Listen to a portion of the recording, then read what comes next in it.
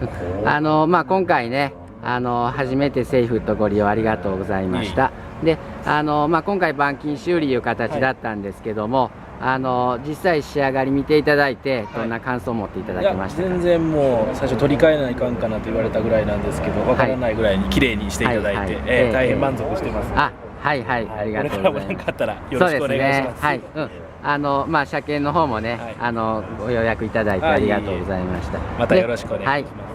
どんな風になってたんでしたっけ？そうですね、ここに深い傷がぐーっと入ってたんですけども、そうですね、もう全然わからないぐらいに仕上がってますので、綺麗になってよかったです。ありがとうございます。